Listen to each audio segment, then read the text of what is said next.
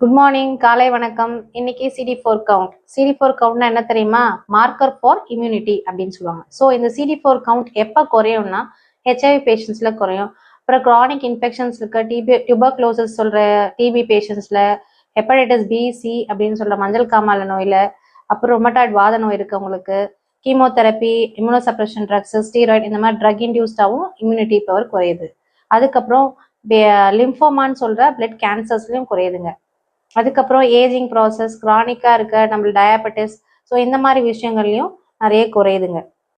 So immune power ஒரு ஆளுக்கு ரொம்ப ரொம்ப இம்பார்ட்டன்ட். ஸோ இந்த இம்யூன் பவரை குறைக்கிற இந்த மார்க்கரை நம்ம எப்படி பூஸ்டப் பண்ணலாம் அப்படின்றத மட்டும் பார்க்கலாம். ஹெச்ஐவி பேஷண்ட்ஸ்க்கு retroviral therapy, anti retroviral therapy அப்படின்னு சொல்ற ஹெச்ஐவி ட்ரீட்மெண்ட் தாங்க பூஸ்டிங்கு. நான் ஹெச்ஐவி பேஷண்ட்ஸ்க்கு நம்ம ஊட்டச்சத்து தான் இம்பார்ட்டன்ட். ஊட்டச்சத்துல vitamin D, multi vitamins, prebiotic, probiotic அந்த மாதிரி நிறைய விஷயங்கள் இருக்கு. அடுத்த வீடியோல ப்ரீபயோட்டிக் ப்ரோபயோட்டிக் பத்தி பார்க்கலாம். இது மாதிரி சின்ன சின்ன டிப்ஸ் தெரியணும்னா எங்க பேஜை ஃபாலோ பண்ணுங்க, எங்க சேனலை சப்ஸ்கிரைப் பண்ணுங்க.